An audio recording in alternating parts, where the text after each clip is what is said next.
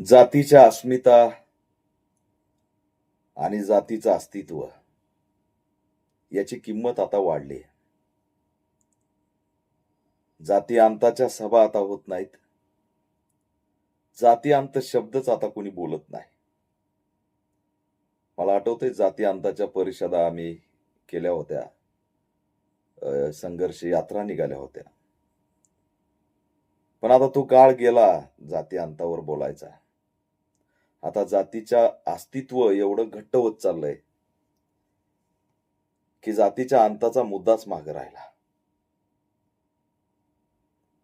SC ST OBC जबरदस्त बाबासाहेबांनी हे कॉम्बिनेशन बसवलं होतं आणि एकजुटीचा एक महत्वाचा टप्पा आपल्याला दिला होता. पण त्याच्यावरच घाव घालण्याचं काम रोज सुरू आहे. माझी जात भारी का तुझी जात भारी, माझा महापुरुष भारी का तुझा महापुरुष भारी, या टप्प्यावर कधीतरी आपण येतो ना असा कधीच विचार केला नव्हता. पुढच्या काळात एससी एसटी ओबीसी हे शब्द भाषणातून लोप पावले जातील. वर्गीकरण अ ब क ड, अ ब क ड, अ ब क, कुठंतरी 3, कधीतरी 2, कुठंतरी 4 अशा पद्धतीने विभागलेले असतील प्रत्येक जण. आणि मग त्या अ चा एक गट, ब चा एक गट, ड चा एक गट, क चा एक गट. टोळ्या असतील आणि त्याला असतील मुकादम. टोळीचा प्रमुख मुकादम. ह्याच्या पलीकडे काही नसणार आहे इथे यापुढे. कारण आपण आपल्या हातानेच घाव घालून एससी एसटी याला तोडतोय रोज. आणि सोशल मीडियाचा वापर, सोशल मीडिया ह्या अन्याय अत्याचाराला वाचा फोडण्यासाठी एवढं कामाला आलं. जिथं अन्याय घडेल तिथं लाईव्ह लोक यायला लागले. जिथं अन्याय घडतील तिथला व्हिडिओ व्हायरल व्हायला लागला. प्रतिक्रिया यायला लागल्या, दबाव यायला लागले. साधन खूप प्रभावी होतं.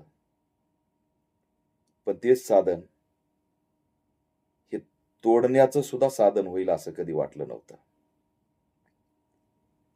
एक माणूस कुठंतरी बसतो, जातीच्या अस्मितेवरती बोलतो. दुसरा माणूस कुठंतरी बसतो, जातीच्या अस्मितेवर बोलतो. हे जर सोशल मीडिया नसती कदाचित हे सगळं पसरवण्यासाठी त्याला खूप मेहनत करावी लागली असती. गावोगाव जावं लागलं असतं, शहरोशहरी फिरावं लागलं असतं आणि त्या लोकांचा मुद्दा करायला खूप काळ गेला असता. पण आता एका तासात, एका क्षणात माणसं माणसांपासून तोडण्यासाठी सोशल मीडियाचा खूप जोरात वापर होतो. आणि आम्ही तो वापर करायला लागलोत. तोडायला लागलो ते एकमेकांना, तुटायला लागलो ते एकमेकांपासून. सोशल मीडियामुळं. जे लढायचं साधन होतं, जे आवाज उठवायचं साधन होतं, ते आज साधन आम्हाला विभागायचं साधन झालं. आमच्यात विभाजन केल्याशिवाय आरएसएसला पर्याय नाही. आरएसएस आम्हाला मूळ शत्रू समजतं, आम्ही आरएसएसला मूळ शत्रू समजतो. पण आरएसएसची ताकद एवढी आहे छोटीशी. आरएसएस घाबरत आहे. आरएसएसनी काय, यांनाच विभागून टाका, यांच्याच ताकदी छोट्या छोट्या करा, म्हणजे एका एकाला गाठता येईल. गाठलं जाईल काही दिवसांनी. आपणच आपले डोके फोडत राहू, त्यावेळेस ते म्हणतील आता बंदच करा सगळं. आणि सगळं बंद झालं की पुन्हा डॉक्टर बाबासाहेब आंबेडकर कोणी होणार नाही. जो सामाजिक न्याय आणि समानता हे शब्द सुद्धा काढणार नाही. या शब्दाला जन्म दिला बाबासाहेबांनी, फुलेंनी, शाहूंनी, म्हणून आपलं भागलंय. शाहू महाराजांनी तर, शाहू महाराजांची जात या 59 जातीत तर नाहीच, पण आरक्षणाचे ते जनक आहेत. किती कमाल आहे. पण आम्ही या सगळ्या मानसिकतेतून बाहेर पडायला तयार नाहीत आणि विचार करायला तयार नाहीत. फोडा. ही जी क्लबची एक ताकद आहे एकजुटीची, ती फोडायला लागलो. एवढे वाईट झालोत, एवढे लांब गेलोत, की आपण बसू सुद्धा शकत नाहीत. एवढे एकमेकांचे वैरी झालोत, की आपण संवाद सुद्धा साधू शकत नाहीत. प्लॅन्टेड गोष्टी, तीन तिगाडी काम बिगाडी, अशा पद्धतीची अवस्था झालेली आहे महायुतीची, 3 पक्षाची. एकाचं सरकार पाडण्यासाठी दुसरा ट्रॅप लावतो, दुसऱ्याचं सरकार पाडण्यासाठी तिसरा ट्रॅप लावतो आणि रडारवर कोण? आम्ही.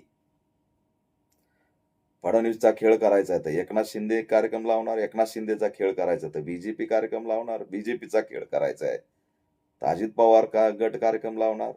आणि बाहुले कोण? दलित, लढाऊ एससी एसटी. त्या बाहुल्यातलाच हा एक वर्गीकरणाचा अजेंडा आहे, दुसरं काय आहे? याला राजकीय पार्श्वभूमी आहे, राजकीय बॅकग्राऊंड आहे. तुटलो तर जुडले जाणार नाही, एवढं लक्षात ठेवा. थांबवा. लढाई सरकारशी आहे, लढाई RSSची आहे. लढू आपण, ताकदीने लढू. पण हे थांबवा. जातीला बोलणं, एकमेकांबद्दल वैयक्तिक बोलणं टाळत चला. थोडं दुर्लक्ष करा. त्यांच्याशी लढून, यांच्याशी लढून काही फायदा नाही. हो, आपल्याकडे खूप बलाढ्य शक्ती असते, बलाढ्य लोकसंख्या असती, तर नक्कीच आपण सगळ्याच लढाईमध्ये टिकलो असतो. पण आपलं एकत्र राहणं हेच आपलं संख्याबळ आहे. लोकशाहीमध्ये टिकायचं असेल, राजकीय लोकशाहीमध्ये टिकायचं असेल, तर तुमच्याकडे डोके लागतात, लोकसंख्या लागते. SC ST ही लोकसंख्या आहे आपली, ताकद आहे, मेजॉरिटी आहे. मेजॉरिटीची किंमत असते. एकदा का मेजॉरिटी संपली की त्या मेजॉरिटीला कधीच किंमत नसते. मेजॉरिटी मधून तुम्ही हटलात की सगळ्यातूनच हटलात म्हणून समजा. सामाजिक न्यायातून हटलात, विकासातून हटलात, सरकारच्या स्पर्धेतून हटलात, राजकीय स्पर्धेतून हटलात. तुम्हाला हा आधार आहे SC ST OBC, जो सत्ता मिळवून देऊ शकतो. सत्तेची वाटच आहे ही. आणि ह्याच्यात जर तुकडे तुकडे झाले ना, तर सत्ता शक्य नाही, जी आता जुळत आलेली आहे. लोक हुशार झाले, अभ्यासू झाले, वाचायला लागले, त्यांना समजायला लागलं, मताची किंमत कळायला लागली. आणि हे सुरू कधी झालं भूत? जेव्हा लोकांनी विकणं बंद केलं, लोकांनी झुकणं बंद केलं, लोकांनी मताला किंमत द्यायला सुरुवात केली, त्यावेळेस बंद झालं यांचं आपल्याला विकत घेणं. आणि मग आता हे विकले जात नाहीत म्हणून काय करा, तर यांनाच फोडून टाका. एकेकाला लालूच दाखवून बाजूला करा. मत आणि मताची किंमत आपल्याला कळाली होती म्हणून आज आपला गेम झालाय. टेस्टिंग केली त्याने. लाखोच्या संख्येने आम्ही मतदान करायला लागलो स्वाभिमानाने, 1 रुपया न घेता. ही खूप मोठी क्रांती आहे आणि ही क्रॅक होऊ शकत नाही, हे त्यांच्या लक्षात आलं. उद्या हे SC ST OBC म्हणून निवडून जातील आणि सत्ता सुद्धा काबीज करतील, हे त्यांच्या ज्यावेळेस लक्षात आलं त्यावेळेस त्यांनी हे ढोंग आणलं. आरक्षणाची समीक्षा झाली पाहिजे, मोहन भागवत ही होती ती. त्यावेळेस आपल्याला नाही कळालं समीक्षा शब्दाचा अर्थ, पण आज कळतोय.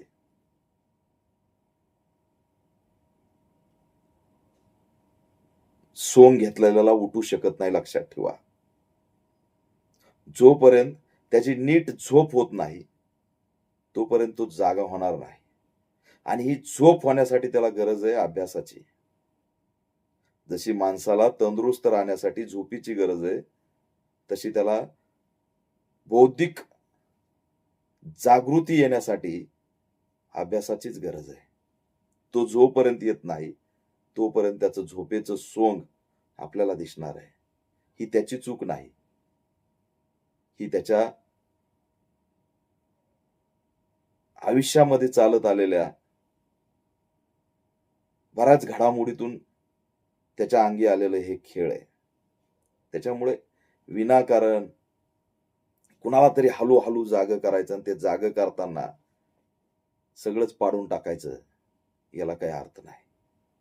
जागं करायचंय प्रत्येकाला, जोडायचंय प्रत्येकाला. प्रत्येक जण जाग्यावर येणार आहे. प्रत्येक जण जय भीमच म्हणणार आहे. प्रत्येक जण बाबासाहेबांकडेच येणार आहे. प्रत्येक जण त्या ठिकाणी संविधानिक हक्क मागायलाच येणार आहे. होय, आज नसेल बोलत, पण जे काही मागितलं जातंय ते संविधानाच्याच अधिकारात मागितलं जातंय. त्याच्यामुळं कुणाला हलवण्याच्या नादात पाडू नका. वेळ लागेल, समजू द्या, उमजू द्या. एक दिवस नक्की आपला विजय असणार आहे.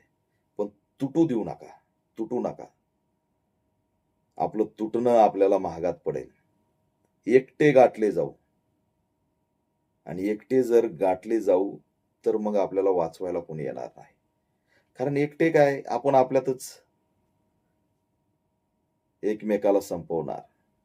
ही लढाई नव्हतीच आपली. आणि म्हणून तुम्हाला जर SC ST काय आहे, OBC काय आहे, याची ताकद काय आहे, लढले कसे, हे जर फक्त बघायचं असेल तर भीमा कोरेगाव स्तंभावरचे नावं जाऊन वाचा. ती लढाई विसरू नका. उगाच बाबासाहेबांनी आपल्याला तो रस्ता दाखवला नाही. उगाच बाबासाहेबांनी तो इतिहास आपल्या पुढे मांडला नाही. एक तेवढी किनार लढणाऱ्या महार म्हणून सिद्धनाथ महाराजच्या नेतृत्वात म्हणून लढलेल्या जाती एकदा वाचा. होय, महार म्हणून एक त्या ठिकाणी लीडर, पण त्याच्या अंडरमध्ये जे काही लढाऊ सैनिक होते ते बघा. हीच आपली लढण्याची लाईन आहे. ही लाईन विसरू नका. जातीचा जो उभा राहिलेला जो बागुलबुवा आहे तो थांबवा. कुणाची हिंमत होती सांगा ना? कुणाची हिंमत होती या देशात, या राज्यात जातीवर बोलायची? आम्ही आज रोज 10 वेळेस लिहितोय आमची जात. जातीने शिव्या, जातीने बोलणं, जातीचा इतिहास काढणं. अरे राहिलंय काय आता? कशाला काढता इतिहास? मेलेले जनावर ओढले, हो झाला तो काळ. तो आज सांगून मिळणार काय? आज आपले पोरं कुठं गेलेत? लंडनला शिकतायत. आज आपले माणसं गेलेत कुठं? विमान चालवत आहेत, डॉक्टर झालेत, इंजिनियर झालेत, देश चालवत आहेत, सचिव म्हणून आहेत. खूप लांब गेलेत आपले माणसं आज, खूप शिकलेत. आणि मग जुन्या जुन्या गोष्टी काढून काय? ह्याचं जमत नव्हतं, त्याचं जमत नव्हतं, हे चालू आहे, ते चालू आहे, नका सांगू. फुटा पाडणारा इतिहास नका सांगू. एकत्र करणारा इतिहास सांगा. एकत्र केलं ना आपल्याला भीमा कोरेगाव लढ्याने, तो इतिहास सांगा. कुठं याच्यावरूनच भांडणं झाले, कुठं त्याच्यावरूनच भांडणं झाले, कुठं वाट्यावरूनच भांडणं झाले. अरे हे संविधान आलं, कायदा आला, बाबासाहेबांनी आपल्याला जगायचं शिकवलं. पुन्हा आपण आपलाच काहीतरी जुन्या अस्पृश्यतेच्या काळामधला इतिहास पुढे आणून फायदा काय? आपल्याला त्या घाणीतून बाबासाहेबांनी काढलं. त्या घाणीचा विचार सुद्धा नको करायचा. आमच्या गळ्यात मडकं होतं, पाठीला झाडू आता, हे सुद्धा सांगणं हळूहळू बंद केलं पाहिजे. मान्य आहे मला की जो आपला इतिहास विसरतो तो इतिहास बनवू शकत नाही. पण शौर्याचा इतिहास, शौर्याचा इतिहास, घाणीतला इतिहास नाही. जे जे शौर्य आपलंय, नागवंशी आहोत, सम्राट अशोकाचे आपण अनुयायी आहोत, बाबासाहेबांचे अनुयायी आहेत, बुद्धांचे अनुयायी आहेत, इथले मूल निवासी आपण आहोत. आपला DNA एक आहे. हे आपले इतिहास आहे. हे आपलं शौर्य गाजवणारे जे काही इतिहास घडलेले ते सांगा. सोडून द्या गावकुसात काय चालतं ते नका सांगू. आजही गावकुसात जे काही चालतं त्याच्या मागे अपयशी आपण आहोत. 59 जाती एकत्र नीट करू शकलो नाही, हे सुद्धा चळवळीचं अपयश आहे. शस्त्र टाकून वेगळी टोळी तयार करून त्याचा मुकादम होण्यात धन्यता मानू नका. हा पर्याय असू शकत नाही. हा कसा पर्याय असेल? आणि भावाभावाचे डोके फोडून पुढारपण करण्यात माझ्यासारख्याला इंटरेस्ट नाही. त्या पुढारपणात इंटरेस्ट नाही. मला शत्रू कळतोय की या भावात भांडणं कुणी लावलेत, त्याला ठोकण्यात मला इंटरेस्ट आहे. आणि तो RSS आहे. हे समजून घ्या. ज्याला समजतंय ते पुढे येऊन लढा. आणि समजत असताना सुद्धा टोळी प्रमुख होण्यात मजा नाही, लक्षात ठेवा. प्रमुख व्हायचंय ना, समग्र व्हा, गावाचा व्हा. हे काही छोट्या छोट्या याचा होण्यात काय अर्थ आहे?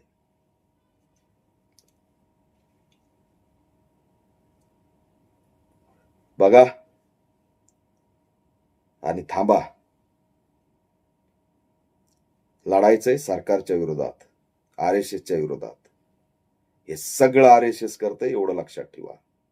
RSS आणि RSSच, दुसरं कुणीही नाही. व्यक्तिगत आणि जात याच्यावर बोलणं बंद केलं तर आपली लढाई खूप पॉवरफुल होईल, एवढं लक्षात ठेवा. काही काळाने मुद्दे बदलतात, वेळ जाते, पण हे जे काही जखमा आपण तयार करायला लागलोत ना, घाव घालण्याचे, ते विसरले जाणार नाहीत. आणि सगळे AI मुळे नोट होतंय. आम्ही काय करतोय हे नोट होतंय. पुढची जनरेशन ज्यावेळेस येईल, हे AI मध्ये जर टाकील, ही जात म्हणजे काय होती, ती जात म्हणजे काय होती, त्यावेळेस ते आपले भांडणं सांगेल, शौर्य नाही सांगणार. आपण जे आज पेरायला लागलोत तेच पुढच्या जनरेशनला सर्चिंग मध्ये दिसणार आहे. पुस्तकं खूप लोक कमी वाचतात आता.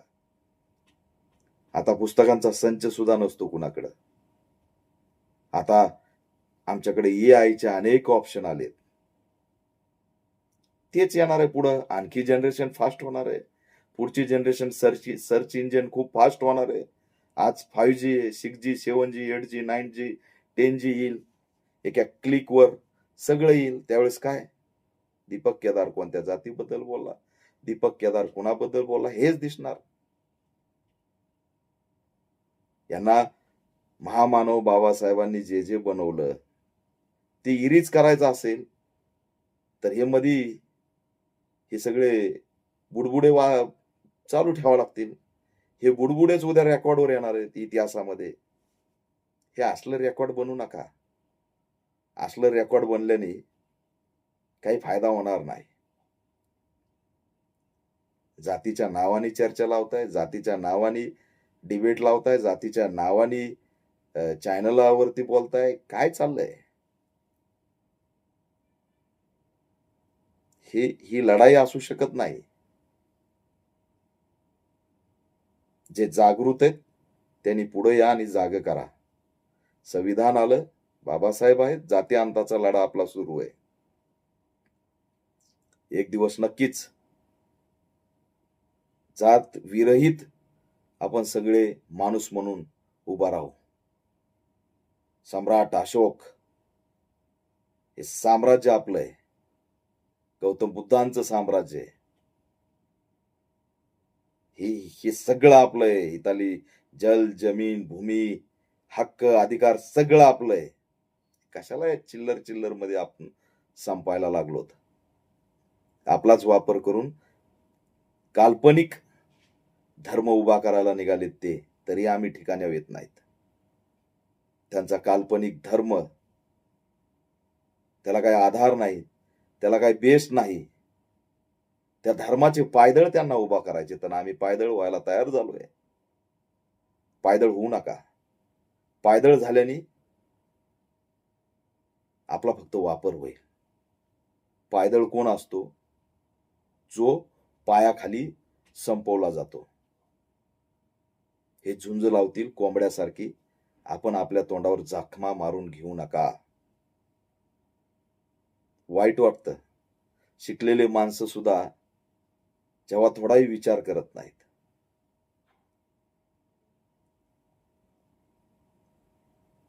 लढा सरकारच्या विरोधात, लढा RSSच्या विरोधात.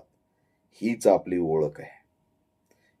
सत्ता हे लादतीये, कोर्ट हाताशी घेऊन, सरकार हाताशी घेऊन, म्हणून हे लादलं जातं. लोक लादू शकत नाहीत, जात लादू शकत नाही.